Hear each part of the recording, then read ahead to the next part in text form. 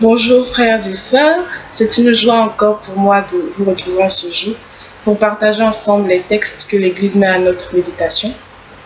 Alors avant de commencer, remercions encore le Seigneur pour son souffle de vie qu'il renouvelle en chacun de nous. Il permet que nous voyions encore ce jour qu'il fait se lever, que nous soyons à l'abri dans une maison, que nous ayons à manger, que nous soyons valides.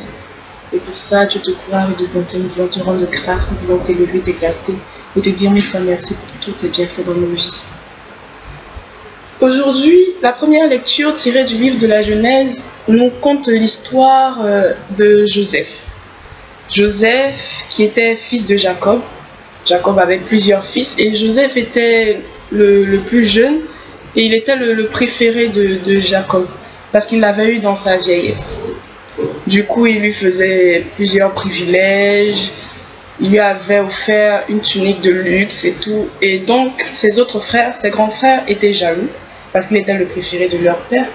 Alors, ils lui ont tendu un piège, l'ont fait tomber dans un puits et ils l'ont vendu à des marchands. Et ils ont dit à leur père qu'il était mort. Ces marchands-là ont envoyé Joseph jusqu'en Égypte. Il a été emprisonné. Mais Joseph avait toujours eu ce don-là de déchiffrer les rêves des autres et tout.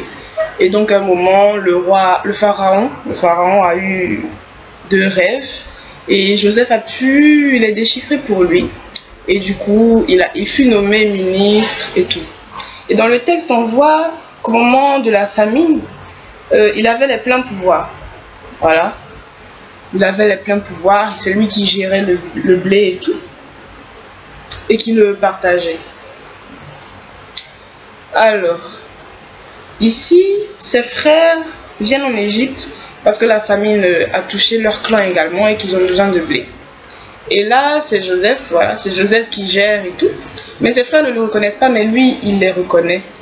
Et voilà, ils se sont meurtris en lui-même, disons, il n'a pas réussi à leur pardonner et tout. Voilà, mais dans ce texte, finalement,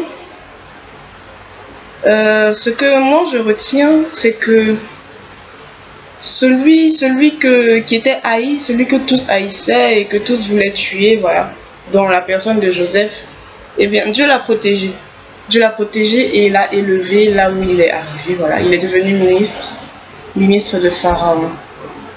Le Seigneur a déjoué les plans que ses frères avaient pour lui parce que dans l'absolu, ses frères, ils voulaient sa mort à cause de la jalousie et tout, mais le Seigneur, lui, à travers ces péripéties, parce que je veux dire, quand ses frères l'ont jeté dans le puits, quand les marchands l'ont récupéré et tout, c'est sûr qu'il a dû se dire qu'est-ce qui m'arrive et tout, c'est un malheur incroyable, il y a un problème et tout. Mais en fait, au final, il devient ministre de Pharaon. Donc, le Seigneur l'a élevé par toutes ces épreuves par lesquelles il est passé, il a été élevé. Et là, le psaume va dans ce sens quand il nous dit que le Seigneur a déjoué le plan des nations, il a anéanti les projets des peuples. Dieu veille sur ceux qui le craignent pour les délivrer de la mort. Voilà.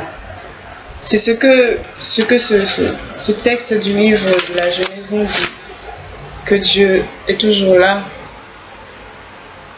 Quels que soient les projets que les autres auront formés à notre égard pour nous faire tomber, pour nous égarer et tout, lui, il sera toujours là pour nous guider. Il nous suffit de voir un peu dans notre vie toutes ces épreuves par lesquelles nous sommes passés, tout ce que nous avons traversé. Voilà, il y a des moments où on s'est assis, on s'est dit, mais qu'est-ce qui se passe, qu'est-ce qui ne va pas, il y a un truc qui cloche, ma vie est sans dessus, dessous, voilà, je n'arrive plus à rien, je n'arrive plus à avancer. Mais aujourd'hui, nous sommes là en bonne santé, en vie, et j'espère, avec tous nos projets qui sont en train de s'accomplir petit à petit, on avance dans notre vie et tout. Le Seigneur a été là à chaque instant avec nous, il nous a tenus par la main, et il nous a permis de traverser ces épreuves que nous avons eues. Alors voilà, d'être toujours là.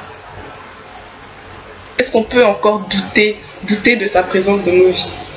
Parce que, quoi qu'on puisse dire, on a forcément traversé quelque chose dans nos vies de difficile, mais on s'en est sorti et c'est grâce au Seigneur. grâce au Seigneur. Dans l'évangile aujourd'hui, notre Seigneur nous rappelle que nous sommes sur cette terre pour une mission, que nous ne sommes pas là pour nous prélasser au soleil. Nous sommes là pour annoncer la bonne nouvelle au peuple, pour annoncer que Jésus est Seigneur, qu'il va revenir au jugement dernier et qu'il veut récupérer toutes ses brebis. Et là, le Seigneur nous dit de ne pas prendre le chemin qui mène vers les nations païennes et de n'entrer dans aucune ville des Samaritains, mais d'aller plutôt vers les brebis perdues de la maison d'Israël. Bon, je me dis que il dit ça dans le sens où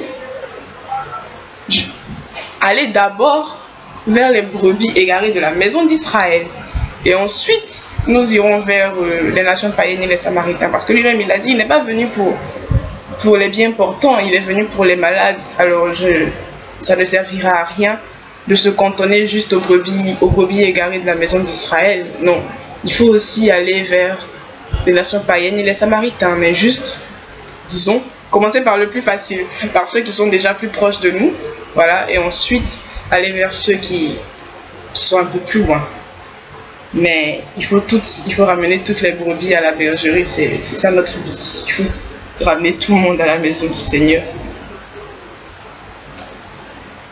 Alors, voilà ce que j'avais à partager avec vous aujourd'hui. Je vous souhaite une bonne journée, que le Seigneur vous bénisse et vous garde.